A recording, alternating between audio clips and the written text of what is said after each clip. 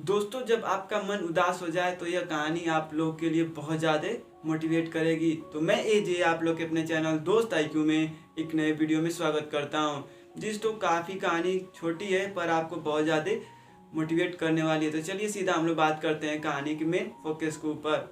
काफ़ी लंबे समय के बाद एक बिजनेसमैन था।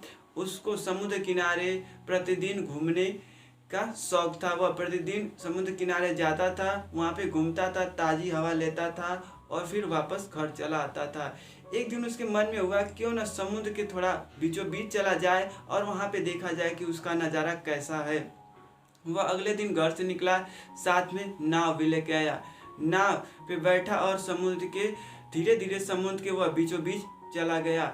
समुद्र के बीचों बीच गया, उसको बहुत अच्छा लग रहा था। तभी अचानक समुद्र में हाहाकार मच जाता है, यानी कि समुद्र की लहरें बहुत तेजी से चलने लगती हैं और अचानक उसका नाव पलट जाता है। नाव पलट जाता है पर वह आदमी जो बिजनेसमैन था वह लाइफ जैकेट के साथ समुद्र में घुसा था। तो लाइफ जैकेट उसके पास होने के कारण वह बच जाता है, समुद्र में तैरने लगता है। अब वह सोचता है, समुद्र के बीचों बीच रहता है और सोचने लगता है कि आखिर मैं करूँ तो करूँ क्या, मैं इतना ज़्यादा तैर भी नहीं सकता, आखिर मुझे मरना ही है। तो वह तैरते तैरते तैरते कुछ देर तक पहुंचा, भगवान का नाम लेने लगा कि हे भगवान, कोई बचा ले, मुझे कुछ तो मिल जाए जिसके आधार पे मैं बच जाऊं और मैं वापस अपने घर चला जाऊं। तभी उसे अचानक एक द्वीप दिखाई देता है। वह उस द्वीप की ओर तैरते तैरते बहुत ज़्यादा थक जाता है, द्वीप पे किसी तरह जाके एकदम गिर जाता है। कुछ घंटों बाद उसे होश आता है और वह द्वीप के चारों तरफ जाके ढूंढने लगता है कि अगर कोई व्यक्ति होगा तो उसकी सहायता से मैं वापस अपने देश चला जाऊंगा।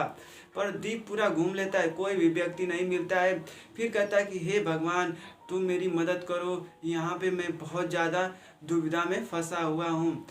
एक दिन होता है, दूसरा दिन भी होता है, पर वहाँ कुछ उसको दिखाई नहीं देता है। अब धीरे धीरे उसको भूख भी लगने लगती है। दूसरे दिन हुआ, वहाँ के पेड़ पौधे फल फूल जो होते हैं तोड़ के खाने लगता है। तीसरे दिन भी, और भगवान से यही विनती करता रहता है कि हे भगवान, मुझे आज कोई ना कोई बचाने आ जाए। जैसे जैसे दिन बीतता चला जाता है उसका भगवान के ऊपर से विश्वास हटने लगता है। बोलता है कि भगवान है ही नहीं, अगर होता तो मुझे जरूर बचाने के लिए किसी ना किसी को भेजता जरूर।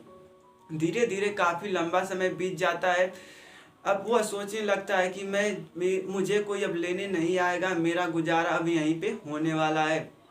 वह अगले दिन एक झोपड़ी तैयार करता है, चारों तरफ से लकड़ी कुछ जो है झोपड़ी के लिए मटेरियल होता है वह बटोरता है और झोपड़ी तैयार करता है। झोपड़ी तैयार करने के पश्चात झोपड़ी से ज्यों बाहर आता है और तेजी के साथ आधी तूफान चलने लगता है और वह भगवान को ज़्यादा कोसने लगता है, गाली देने लगता है कि हे भगवान, मैंने आज ही ये झोपड़ी बनाई और तू आज ही से उबारने पे लग गया है। वो सोचता है कि भगवान है ही नहीं, भगवान होता ही नहीं। तभी अचानक बहुत तेज आंधी तूफान और बारिश होने लगती है। बारिश के दौरान बिजली उसके झोपड़ी पे आके गिर जाती है, उसके झोपड़ी पे आग लग जाता है। तब वह कहता है कि इस दुनिया में भगवान है ही नहीं, भगवान होता तो जरूर मुझे बचाता और इस झोपड़ी को भी बचाता। झोपड़ी जलने लगती है। झोपड़ी जलने के कुछ देर पश्चात वहाँ पे दो आदमी आ जाते हैं उस द्वीप पे दो आदमी आ जाते हैं और जो पहले से बिजनेसमैन वहाँ पे था वो बोलता है कि आप दोनों कौन हैं और यहाँ पे क्या कर रहे हैं। तो दोनों आदमी बताते हैं कि हम लोग समुद्र में सैर करने निकले थे, पर जब देखें कि यहाँ पे कुछ जल रहा है तो हमें लगा कि यहाँ पे कोई व्यक्ति फंसा है या कुछ काम होगा, चलिए एक बार उससे मिल के आते हैं। तो हम दोनों ने आए यहाँ पे, तुम्हारा देखे कि समुद्र के बीचों बीच आग जल रहा है, इसीलिए हम लोग वापस आए हैं यहाँ पे देखने के लिए। तुम यहाँ पे क्या कर रहे हो? वो दोनों व्यक्ति बिजनेसमैन से पूछते हैं। तो बिजनेसमैन बताता है कि मुझे बहुत दिनों यहाँ पे हो गए आए हुए, पर यहाँ पे कुछ साधन नहीं था कि मैं वापस अपने देश जा सकूं। तो वह जो बिजनेसमैन था भगवान का बहुत ज़्यादा शुक्रिया अदा करता है कि हे भगवान, आज तूने मेरी लाज रख ली, आज मैं मान गया कि वाकई जो होता है वह अच्छा होता है। अगर आपने यह आज बारिश और बिजली नहीं हुई होती तो मैं अभी कितने दिनों तक फंसा होता। तो दोस्तों, अब हम लोग बात करते हैं इस कहानी के मेन फोकस के ऊपर यह कहानी हमें क्या शिक्षा देती है। दोस्तों हमें हमेशा विश्वास बनाए रखना चाहिए, हमें अपने काम पे तत्पर डटे रहना चाहिए। जो होगा परिणाम हमेशा अच्छा ही होता है, कभी दूसरों का बुरा नहीं करना चाहिए। तो दोस्तों अगर ये कहानी आपको अच्छी लगी हो तो इसे ज़्यादा से ज़्यादा लोगों तक शेयर करें। हम लोग मिलते हैं नेक्स्ट वीडियो में। धन्यवाद दोस्तों।